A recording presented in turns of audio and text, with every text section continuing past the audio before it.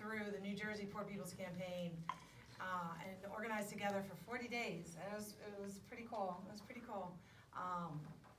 It was interesting in New Jersey. It was one of 2 states where we got blocked from going into a public building. Kentucky was the other state. So New Jersey's an interesting state. I did most of my organizing in Pennsylvania because of how I went to Temple, so I'll get into that, but I started my organizing out of Temple University and out of Kensington. But New Jersey is an interesting state to be doing organizing in, and I want to hear from you guys kind of what you're dealing with and what you're thinking and what you're going through. But the 40 days really highlighted a lot of that, a lot of the struggles that people are facing and trying to do some really hardcore base building organizing in New Jersey because of some of the barriers that people face. So we've been talking about that a lot. Every time we go to lunch after something, every time we're talking about something, every time we're singing court together, all these things we bond over, is, the questions and the struggles of really doing strong base building, not just in New Jersey, but across the country because of things that have changed. And the nonprofit ownership of poverty, really, in this country. So we thought we would talk about that historically and what people are facing when they're trying to do organizing. What I would love to do is to just get your names again and thoughts you have coming into this, having a discussion around organizing and base building and strategies and what your thoughts or questions are, and then I can kind of go from there. That's usually how I like to start it. So if we could just do that real quick and go around and just what you're coming into this with. Because the organizing is a huge topic, and it helps me to kind of focus on what would be most beneficial for you. So if we can just kind of start and go around and do that, and then we can ground it in the room. Saved up, right? So it was a very different world. I mean, people are graduating. I used to teach at Cabrini College, which is just a small, now it's Cabrini University. Cabrini College is one of the small Catholic colleges right up near Villanova. And those students were graduating at like 21, 22 years old with $110,000. $110,000, that's a house. Like, that's a house. That's a small little like row home in Philadelphia, but it's a house. Like, they hadn't even gotten a job yet.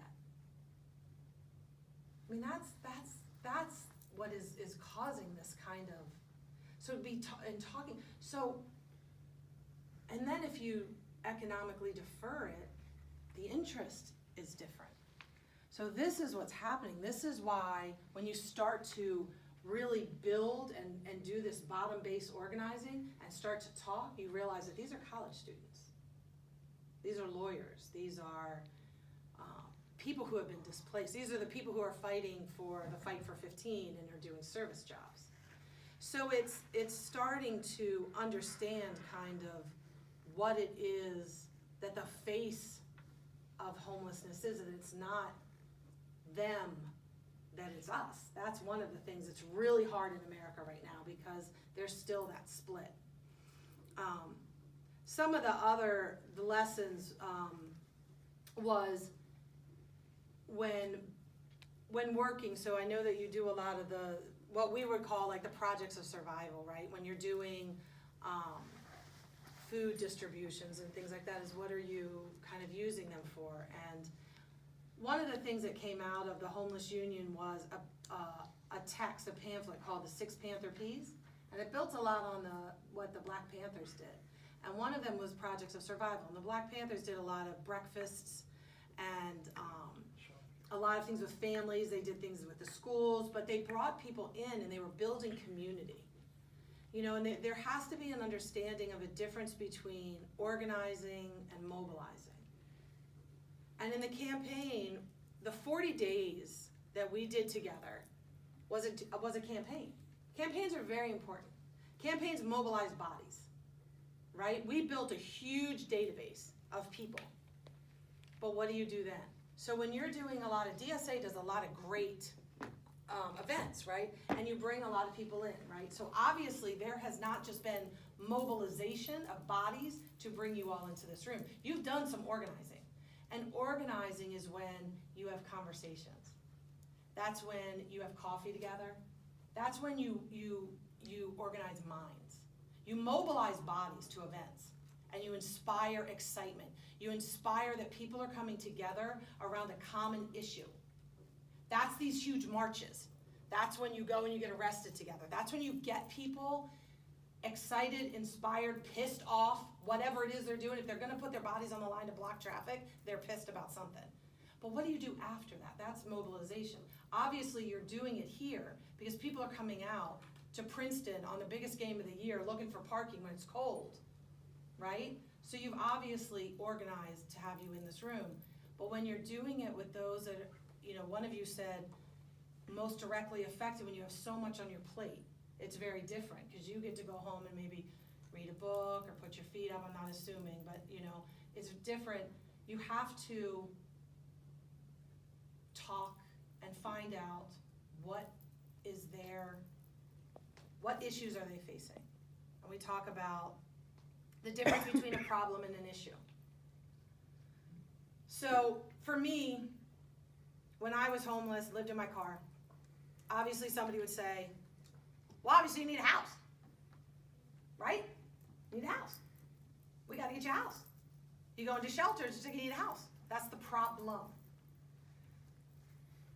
But when organizing, you have to find out what they're ready to move around in their moment. And that's what these projects of survivals can be used for, is talking and getting to see what people are willing to move around.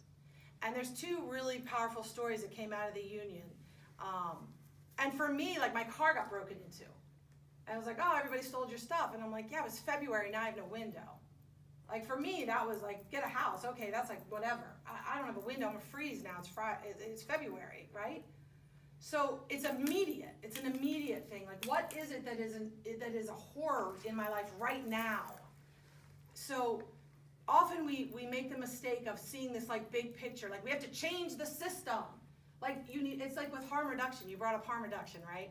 It's like, well, we have to make these big changes. And when it's like, well, no, I have to live through tonight. Like I'm dealing with this tonight. And in one of the shelters, when, talking to people, one of the huge, indignities of living in the shelter was they had to line up every morning for 5 sheets of toilet paper. Every morning, 5 sheets of toilet paper. So I want you to think about just what that was like to live with that. So they organized around the 5 sheets of toilet paper because that's what people were moving around. That's what they were pissed about every day. That's what made them sick to their stomach.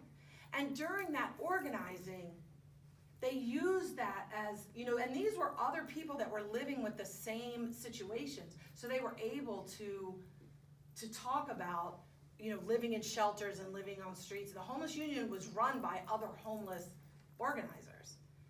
And they built around that and organized and changed that condition.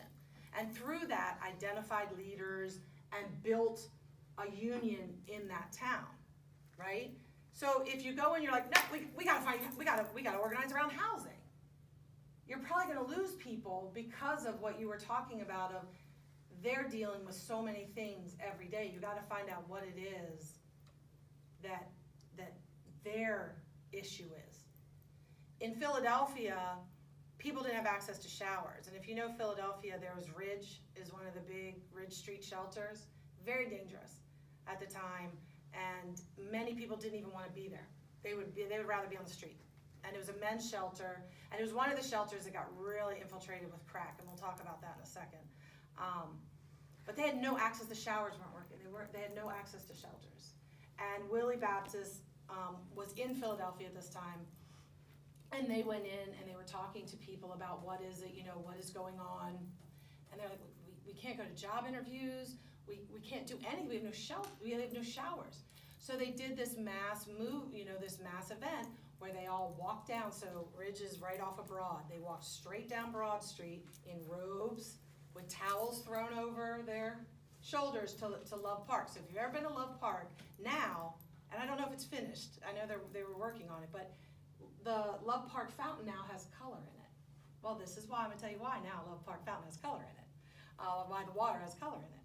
They walk down, like a whole bunch of people from the shelter walking down Broad Street, and it's not like right down the block, marching down, got into that shower, disrobed, and showered in the Love Park fountain. Now, if you didn't think that brought the police and the media, so they held an entire press conference around how horrible that was to live in this shelter. And you want us to get jobs, you want us to change our lives, but we can't take a shower.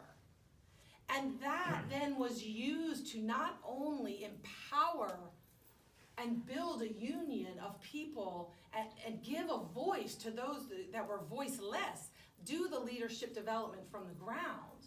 And there were people who were from the homeless union, but there were also people from Philadelphia like yourselves that joined, right? And became part of that union and battled together in Philadelphia, which was one of the central unions, was in Philadelphia. And that union they held the summit there, so there was partnerships with all kinds of people. But it was run, and the leadership was by those that were most directly affected. They are the ones that will tell you what the issues are. Even though the problem, of course, is that we have 64 housing units for every person that's homeless. So if you want to talk about disgusting, that's disgusting. 64 empty units in this country right now for every person that needs it. I think we know the problem. I think we're pretty clear on the disgusting problem. We throw away more food in this country than we could feed the entire world. We make the best medicine in this country, but people die every single day from preventable disease. We know the problem. But the issue is we're trying to go in and organize, and people can't relate. This is what happened with Hillary. People couldn't relate, right? People have to be able to relate. It's what are they dealing with on a daily basis? And then there's also the creativity piece. And in Austin, Texas, one of my favorite stories was they got a hold of the city budget. And down there's one of these huge, beautiful parks, right?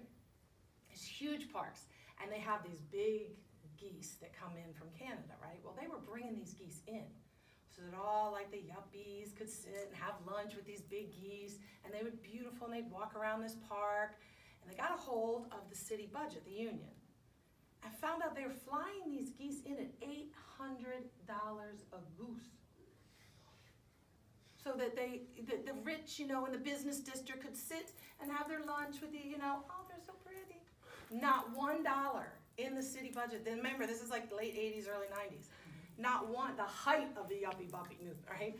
Not $1 for housing and food. So they planned, in the union, they planned this whole thing, and then there's all this historic buildings, right, where somebody like slept or went to the bathroom, they considered it a historic building, and they took this house over. So the police come out, they knock on the door, and like, we know you're in there. And you hear one of the leaders in the house, she says, yeah, we know you know, we called you. So, they're like, you come out or we're coming in. So the door slowly opens, and you see the goose head come out. And they say, one more step and this goose is cooked. Now, just mind you know what goose got hurt. Well, they held them for 2 weeks in this house. They got media, the police were there. For 2 weeks they held them. And they got on the news, and they got it publicly acknowledged that the city budget had no money for homeless, no money for food, no money for shelter, but they had $800, and you can see how many geese there were. It was they were all over, 800 per goose. But nothing for the people that were sleeping on the grates, nothing for food, nothing for shelter, nothing for medication. And that comes out of collectivity. Through collectivity, you build creativity. So you have to, Muhammad has to go, to the mountain. You have to go to the people, and you have to talk. And it's not just doing the projects of survival, right? It is, you have to do them because people are fucking suffering. I mean, let's be clear, we know that. People are starving, they're freezing, winter's coming, man. And we talked about the Code Blue. We had a long conversation, right, about the Code Blue. And one of my questions was, why, right? What are you going to do if you organize around Code Blue?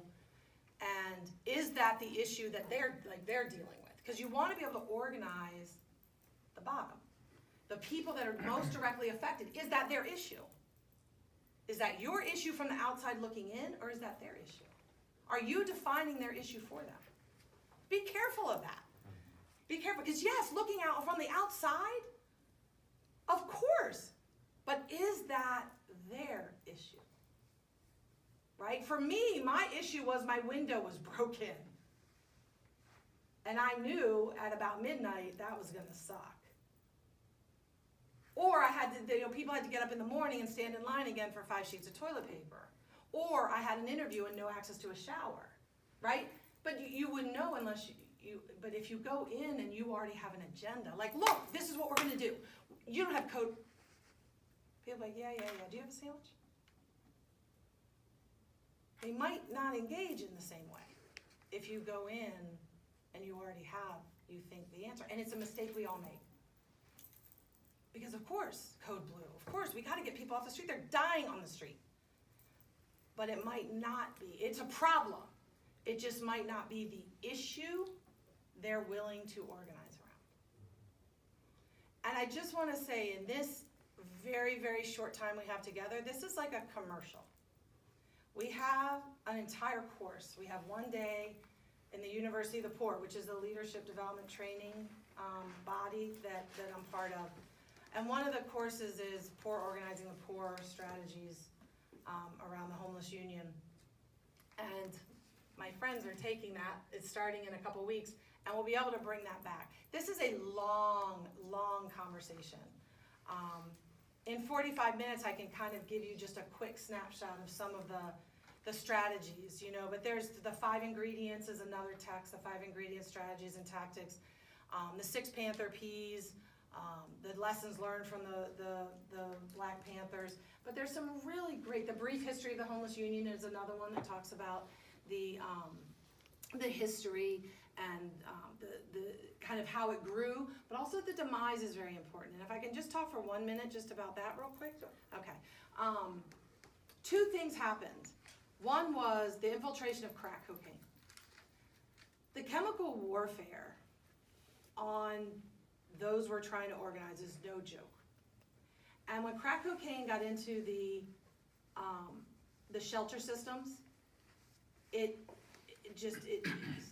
systematically took down the Homeless Union. That was one of the things, like chapter after chapter, we lost leaders to crack. And it was very, very quickly how it got into the shelter system. So the chemical warfare, and I use that word, I'm not just using that, it is a chemical warfare. The fentanyl, right? I mean, it's in communities, and it's, there's a lot of ways you can kill a revolution, right? You can keep people dependent on you, you can keep them over-debted, or you can keep them drugged. So it is a chemical warfare, and it's very, very serious. Crack and now this heroin and fentanyl is very serious, and losing leaders to it is devastating, and it's devastated many organizations. The other is co-optation. Co-optation is, Francis Fox Piven talks about it, right? Why you shouldn't bother to even organize the bottom, which I don't agree with. I don't like that text at all. But it talks about the dangers of co-optation. And one of the things that really killed the Homeless Union, they got, in Philadelphia, they housed over 200 people in a program called Dignity Housing. And they had a social work department, a housing department, and a peer department. And the peer department was run by Homeless Union organizers. And it was run by the Homeless Union. Dignity Housing came out of the Homeless Union. But over time, as money started to come in, that department started to get pushed out. And the leaders started to get co-opted. And their alignment started to go more to kind of the housing authority took over. And they got more aligned with kind of keeping the 200 families housed and lost sight of the 2 million. And the other thing was remember we talked about being a root doctor? Understanding of homelessness at this time, because remember it was a new face of homelessness, right? So the understanding of homelessness and the time that 200 people got housed, they learned that in every 30 minutes, more people became homeless. So just in that time, millions of people across the country were becoming homeless because the problem, homelessness was a result of the problem, it wasn't the problem. So what happened then over the next few years when welfare reform hit and people in that first wave, all the people lost their, remember the 5 years, the first 5 years, everyone lost their benefits, they lost the housing. Why? Because getting a house didn't solve their problem.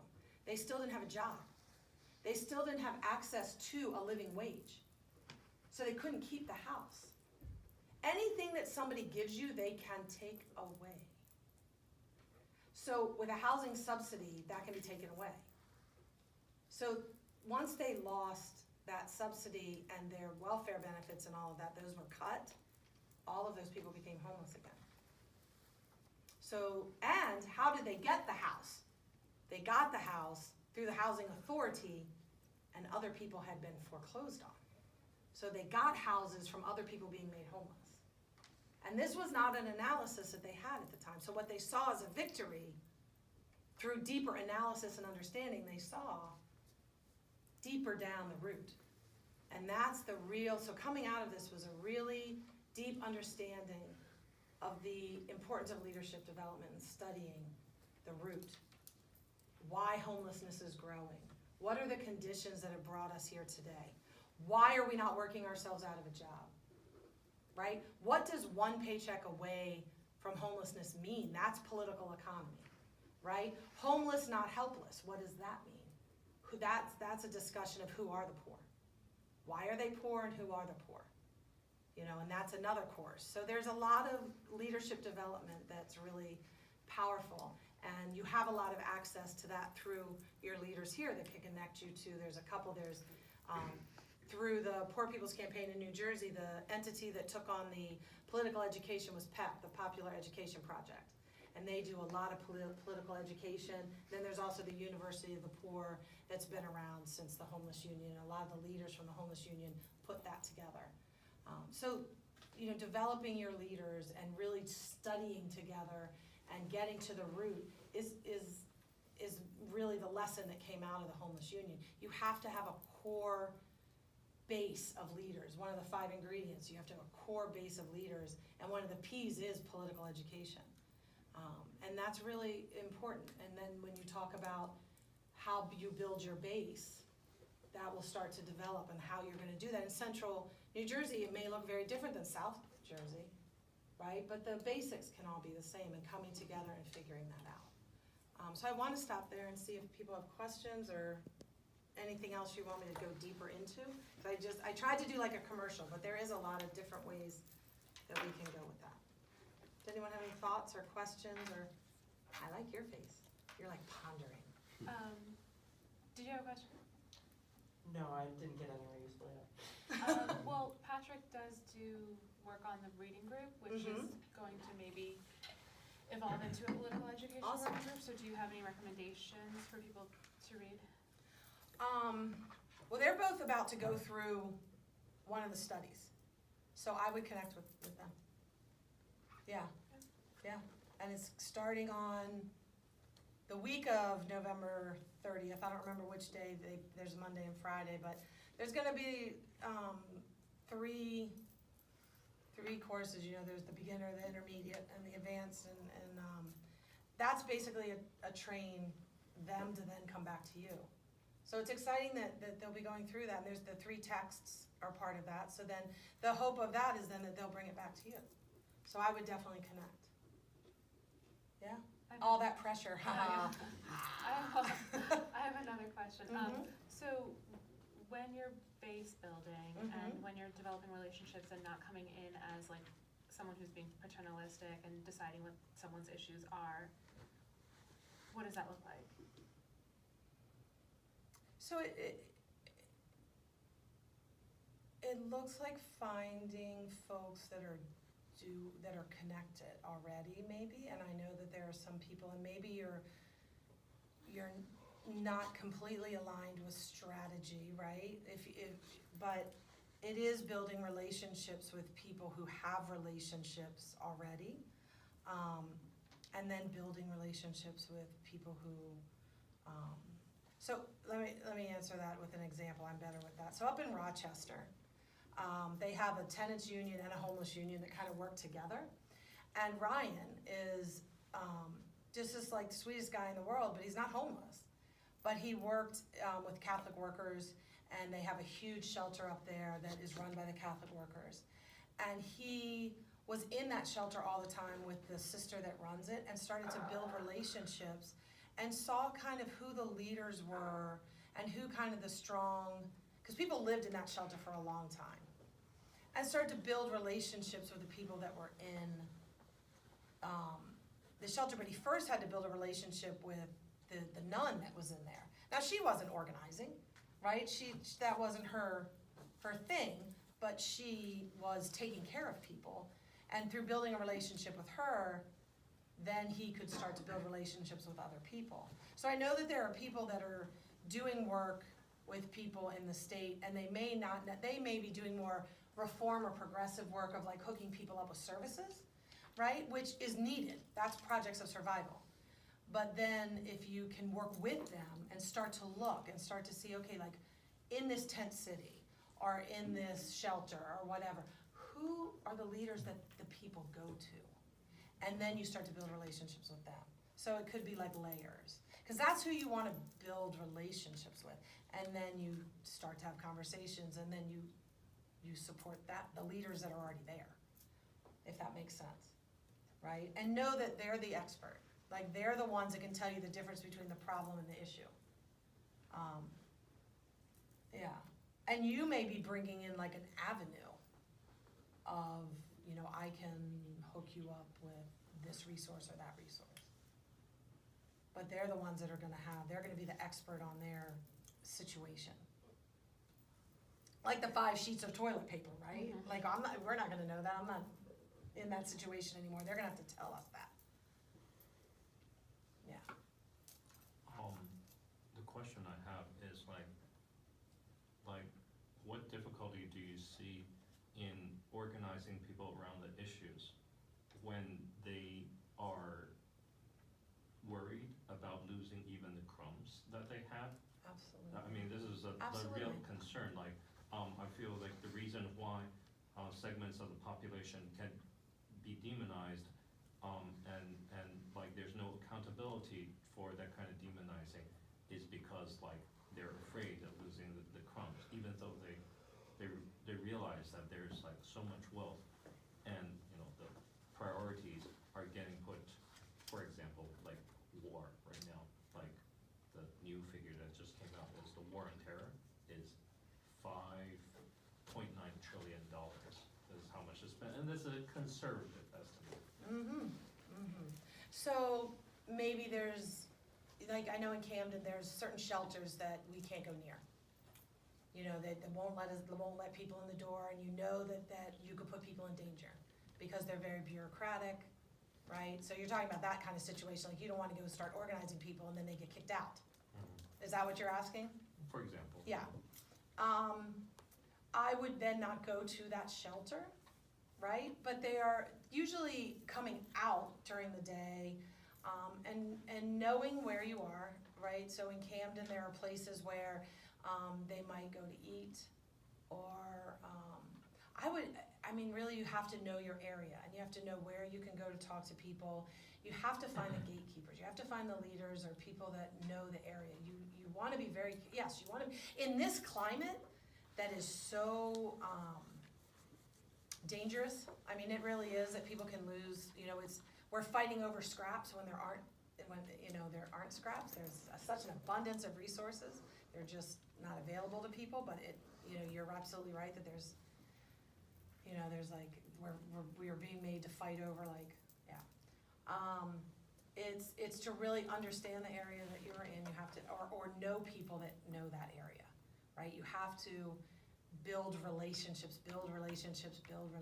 So if you are going into New Brunswick, let's say, and you don't know the area, look around at the networks around there and ask people, like, who who is somebody, I tell you, I did not organize in New Jersey, I did not know, and I had to ask people. Who is like the know person? Who's somebody that really knows, like where people sleep? Because that's what I wanna know. I don't wanna know who serves, I wanna know who knows where people sleep. And that's, you know, that's what I had to ask, and then, but I couldn't just walk up and say, hey, I would have to be introduced, right? It's very, you have to just be very respectful and get to know people and know where services that, I would avoid services. I would have to say I would avoid organizing out of social services. Because I work in a social service agency, and you have to be really careful. I'm lucky that I work in an agency that was opened up by, I swear, the last hippie that lives on, you know, that's around. So I have a little bit more freedom, but I'm gonna tell you, it's people are held very tightly, so you're absolutely right, you should be careful.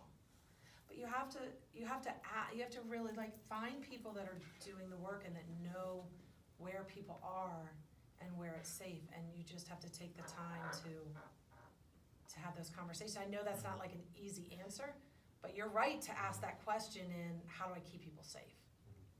And I admire the question. It's just, there's not an easy answer except find the people that know. Yeah. Especially if you're going into a new area.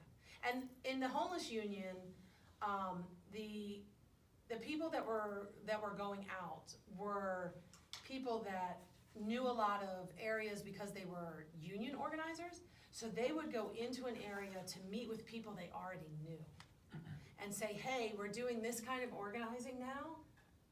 Can you help us? So they were going in and meeting people, like if they went into Chicago, they were meeting with people in Chicago they already knew in Chicago. They weren't blindly going into Chicago. And those people were their guides. You have to find guides. You have to find guides. And they will help you. They will help you. And I admire you for thinking about it and asking the questions, because some people haven't, and they've gone in and they even with the biggest hearts have done damage. Yeah. So thank you for your question. It's an important question. It's not just a really easy answer. Yeah. Sorry, I'm so sorry, I hate to have to say this, but we have to have people come back in, because I promised we would end at 2, but we can.